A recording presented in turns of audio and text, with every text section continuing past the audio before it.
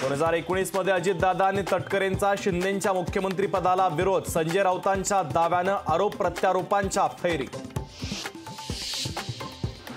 तेव्हा राष्ट्रवादीकडे सीएम पदासाठी योग्य नेता नव्हता, शरद पवारांचा मोठा खुलासा। तर भुजबळांकडे सीएम पद दिलं असतं तर फूट पडली असती, पवारांकडून 2004च्या प्रश्नांचा उलगडा।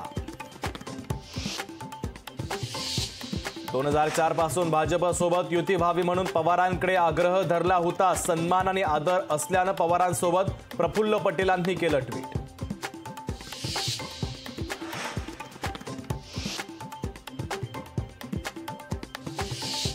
तिसरी बार मोदी सरकार, पाकव्याप्त काश्मीर भारतात, भाजपची निवडणूक प्रचारामध्ये नवीन घोषणा, तर योगींच्या घोषणेवर विरोधकांचा पलटवार।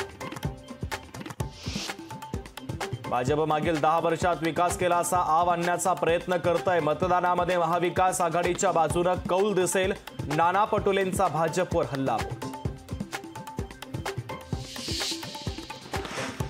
मुंब्रा येथील शिवसेनेच्या वादग्रस्त शाखेला मुख्यमंत्री शिंदेंची भेट, तर काही दिवसांपूर्वी शाखा ताब्यात घेण्यावरून शिवसेना आणि शिवसेना उद्धव बाळासाहेब ठाकरे पक्षात झाला होता वाद। शिवसेना उद्धव बाळासाहेब ठाकरे पक्षाचे उमेदवार पाकिस्तानचा झेंडा लावून हार घालतात, किरण पावसकरांचा शिवसेना उद्धव बाळासाहेब ठाकरे पक्षाच्या उमेदवारावर गंभीर आरोप। राज्यात लोकसभेच्या 5व्या टप्प्यासाठी उद्या मतदान, मुंबईतील 6 मतदारसंघात होणार मतदान, तर ठाणे, कल्याण, नाशिक, पालघर आणि भिवंडी मतदारसंघामध्ये जय्यत तयारी। नवी मुंबई एपीएमसी मार्केट उद्या राहणार बंद, व्यापारी आणि माथाडी कामगारांना मतदान करता यावं यासाठी मार्केट बंद, भाजीपाला मार्केट मात्र सकाळी 8 पर्यंत सुरू राहणार। राज्यात अवकाळीचा तडाखा, कोकण आणि मराठवाड्यातील अनेक जिल्ह्यांना अवकाळीचा फटका, पिकांचा तोनात नुकसान।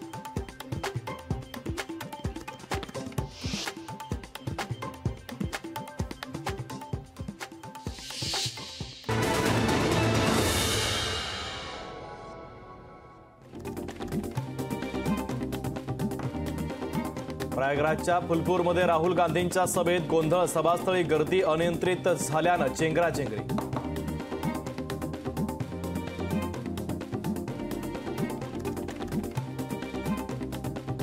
महाराष्ट्राच्या विकासाच्या नावावर निवडणूक, महायुती 45 जागा जिंकेल, मुख्यमंत्री एकनाथ शिंदे यांनी व्यक्त केला विश्वास।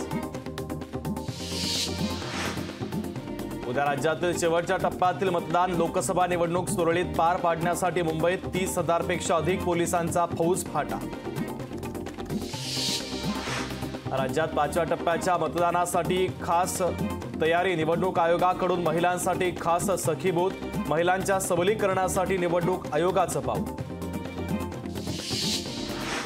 भिवंडी लोकसभा मतदारसंघात मतदानासाठी मतदान यंत्रणा सज्ज, तर मतदान केंद्रावर पोलिसांचा चोख बंदोबस्त।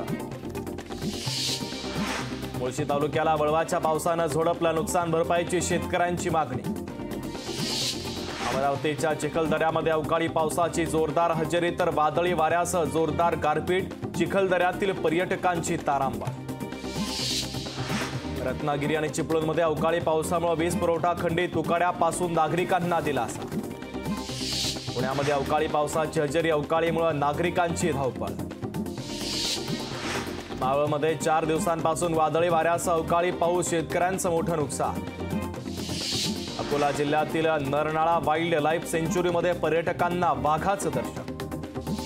गंगा नदीत बोट उलटल्यानं 2 जण बेपत्ता, महावीर टोला गावात घडली घटना। भारतीय हवामान विभागाचा दिल्लीत उष्णतेसाठी रेड अलर्ट, तर कमाल तापमान 44 अंश सेल्सिअसच्या आसपास जाण्याची शक्यता।